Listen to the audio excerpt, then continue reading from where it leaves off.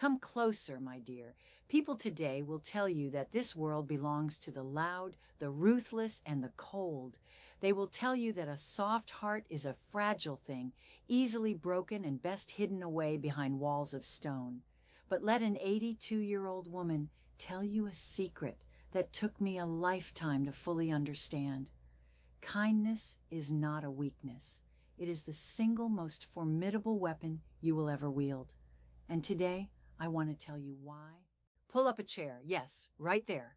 Take a deep breath and just sit with me for a moment. The world is moving so terribly fast outside that window, isn't it? Everyone is rushing. Everyone is fighting silent battles they never speak of. And so often, they take that exhaustion out on the innocent people around them. Have you felt that lately? That sharp, unexpected sting of someone's unwarranted cruelty? I know you have. I can see it in your eyes, my dear. You sit there wondering if you should change yourself, if you should build a fortress around your gentle heart, grow thorns, and become just as cold as the people who have hurt you. But please, I ask you to pause.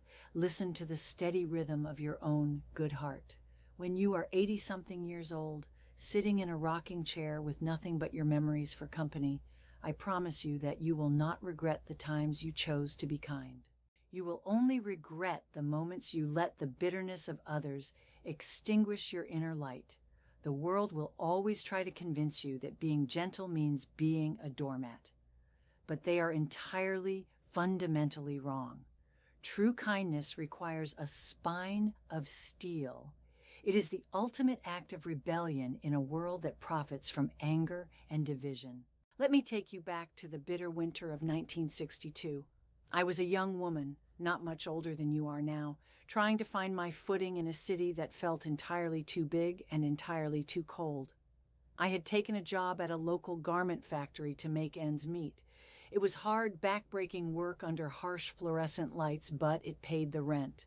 My floor supervisor was a woman named Eleanor. Oh, Eleanor, just saying her name brings back the scent of machine oil and stale coffee. Eleanor was widely known as the terror of the factory floor. She had a sharp tongue, a permanent, heavy scowl, and she seemed to take a special, twisted pleasure in breaking the spirits of the younger girls. If your seam was even a millimeter off, she would humiliate you in front of the entire room, making sure everyone heard your failure. She was bitter, relentless, and everyone was terrified of her. The other workers fought back the only way they knew how, with whispers in the break room, spreading rumors about her, glaring at her when she turned her back. They met her coldness with their own frozen resentment. But my own grandmother, bless her wise soul, had taught me something very different when I was a little girl. She used to say, "Hurt people are like drowning swimmers. They will pull you under if you let them, but you do not save them by drowning with them. You throw them a lifeline of grace." So I made a quiet, entirely private decision in my own heart. I decided I would not let Eleanor's darkness change my nature. I was going to be relentlessly, stubbornly kind to her. Now I was not foolishly kind. I did my work diligently. I stood tall, and I didn't let her abuse me. But I utterly refused to mirror her cruelty. Every single morning, while the other girls ignored her, I looked her right in her tired eyes, smiled warmly, and said, "Good morning, Eleanor." She would just grunt and look away. When she tore my work apart with her harsh words, I didn't cry or argue. I just nodded, calmly fixed the fabric, and said, "Thank you for showing me the right way."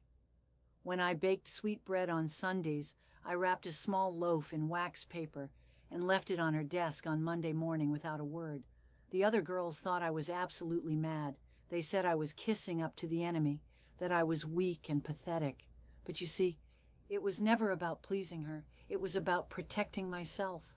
By actively choosing my own reaction, I remained the absolute master of my own spirit. Weeks turned into agonizing months. Eleanor threw every bit of venom she had at me, desperately trying to find my breaking point, trying to drag me into her misery. But you cannot break water by hitting it with a hammer. The water simply flows around the strike and remains whole. Then, one Tuesday in late November, The factory was unusually quiet. I walked past the dim break room and heard a sound that stopped me dead in my tracks. It was a quiet, ragged, desperate sobbing. I peeked inside, and there was Eleanor, the great terror of the garment district, sitting completely alone, her face buried deeply in her worn hands. She looked so small in that moment, so incredibly fragile. Anyone else might have walked away or felt a surge of triumphant vindication seeing the monster cry, but I didn't see a monster. I just saw a profoundly broken human being. I walked in, poured a hot cup of tea, and gently set it on the table in front of her. I didn't say a single word. I just pulled out a chair and sat down beside her in the quiet. She looked up, her eyes red and swollen, bracing herself for my judgment or a cruel remark. But I just gave her a soft, understanding smile, and suddenly the great dam broke. She poured out a story of such immense grief, a husband who had abandoned her in the dead of night, a sick child she was trying to support all by herself, a life that had hardened her into a stone just so she could survive the daily, crushing weight of it all that anger, all that outward cruelty. It was just a shield, a heavy, suffocating, lonely shield. By being consistently kind to her, I hadn't magically solved her terrible problems, but I had created the one safe place in her entire world where she didn't have to fight anymore. My quiet kindness was the exact weapon that finally dismantled her heavy armor. My sweet child, this is exactly what the modern world does not understand about kindness. They think it is a white flag of surrender. They think it means you are giving up. But I tell you, it is a sword and a shield. When someone comes at you with burning anger, disrespect, or deep bitterness, they are expecting you to match their chaotic energy. They desperately want you to get down in the mud with them, because in the mud, everyone is dirty, and they don't feel so alone in their misery. But when you stand firm, look at them with quiet grace, and respond with unwavering kindness, you disarm them completely. You strip away their power to dictate your emotions. You hold up a clear mirror to their bad behavior, and in the pristine reflection of your peace, they are forced to see their own chaos. Now listen to me very carefully, because this is the most crucial part of what I am telling you. Being kind does absolutely not mean allowing people to walk all over you. Knowing your deep self-worth is the very foundation of true kindness. You can politely say no. You can calmly walk away from a toxic environment or a cruel person. You can set a firm boundary with a polite smile on your face and absolute steel in your spine. The most powerful phrase in the English language is, "I will not allow you to treat me this way," spoken not with screaming red-faced rage, but with a calm, unshakable peace. When you lose your temper, you hand them the keys to your mind. When you react with malice, you are drinking poison and hoping the other person dies. But when you intentionally choose kindness, you are fiercely protecting your own peace. You are deciding once and for all that your character is not dependent on someone else's broken behavior. It is the ultimate assertion of your own self-worth and power. Looking back over 8 beautiful, messy, complicated decades of this life, I can tell you this with absolute certainty. The people who were loud, arrogant, and relentlessly cruel, their legacies faded into dust the moment they were gone. They are remembered, if they are remembered at all, merely as cautionary tales told in hushed voices.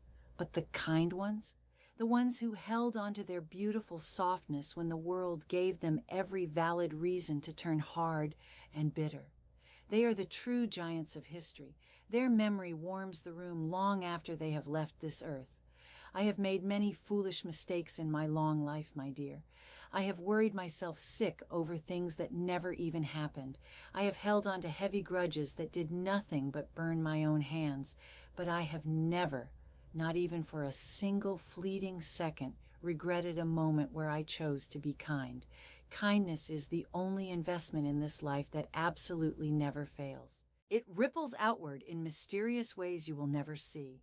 A simple, genuine smile to a weary stranger, a patient word to an overwhelmed and angry cashier, a gentle, dignified response to a disrespectful friend, you have absolutely no idea what invisible, crushing battles they are fighting behind closed doors.